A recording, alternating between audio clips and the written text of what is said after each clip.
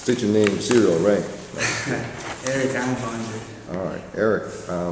One of the questions that we often get is, or that we give in these interviews is, how do you respond to inappropriate behavior and what's going on in the classroom? Say you're at the middle school, grades 6, 7, 8. Okay. What's your, you hear some inappropriate things, you see some inappropriate things. What do you do? What's your first response? My first thought is I like to keep everything maybe in-house in my class. If it happens in my class, I want to stay there. I try not to get the higher authorities involved because the principals and vice principals have enough on their plate. So first, if it's not like an awful behavior, I'll give them maybe a warning, and then after that, I would have to talk to them, and if it persists, maybe sit them out, put them in timeout, remove them from the situation, let them calm down, talk to them, and then make sure they know what they did wrong and how they could fix it, and then let them back into the activity. Okay. And what if this becomes a repeat behavior and, there's some issues, that maybe talk to the home teacher about? What do you do then? All right, well, if it's repetitive and the student can persist this behavior, then I would keep a closer eye on them. I would stay closer to them, make sure they're closer to me at all times. Remove them from situations that maybe look like they could cause the behavior to come out. So it's all about placement, and if I see that maybe if I put the student over there, it's going to happen again, just keep them over here and let them do the activity elsewhere.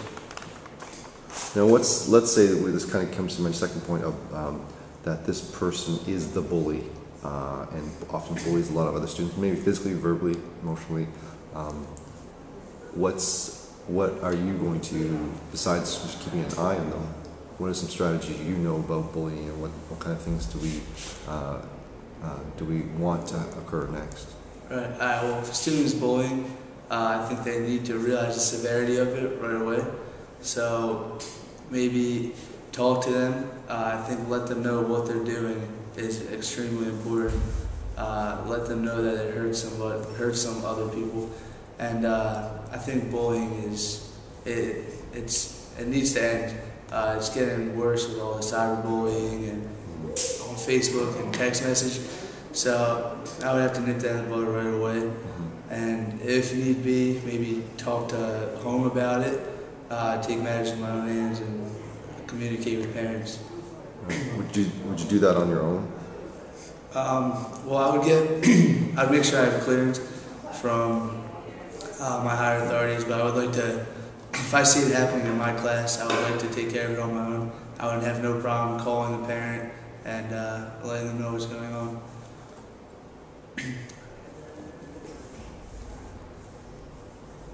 I think since I'm the first-hand person who sees the acts, I would be able to be much more effective than maybe a principal calling home saying that Mr. Einbinder observed this, because I could tell him what I saw firsthand. Okay. I think that's important. How do you measure student learning? I measure student learning through what I can see and assessments.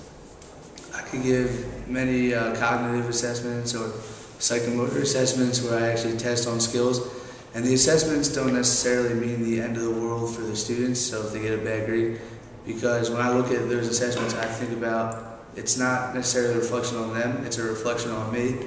And if a majority of students or even one student is doing poorly, I can go back, see what I taught them, and come up with different ways to communicate with them and teach them.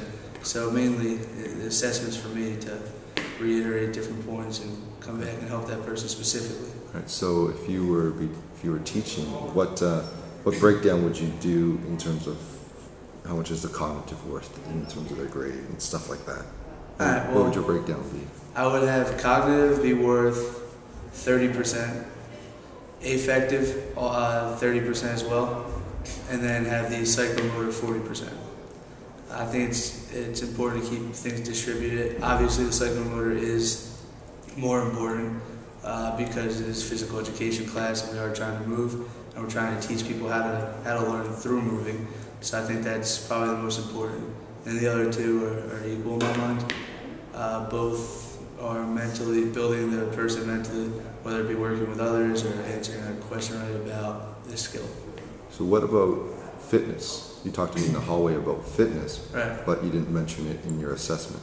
Fitness is involved with psychomotor. It's moving, and it is in that. I don't like to test on fitness. Like back when you were in physical education, maybe they tested on the mile, Yeah. or they tested shuttle runs and the sit and reach. I don't think we should test on that, because we have information from higher powers like the President's Challenge, but I don't think that really demonstrates a true grasp on what students are learning or how they're moving. Yeah, we do the fitness gram here. Everyone does the fitness gram. Right. Yeah. And I think it's good to see where you stand, but I don't think a grade should be derived off of that, Yeah. because there's more to fitness than running a mile. There's more to fitness than seeing how far you can reach. Yeah. All right. What tests are involved in the fitness gram? The fitness gram has the shuttle run, the mile run, the sit and reach, the sit-ups, push-ups, and I believe curl-ups. Good. Well, thank you very much. We'll be in touch. Thank you.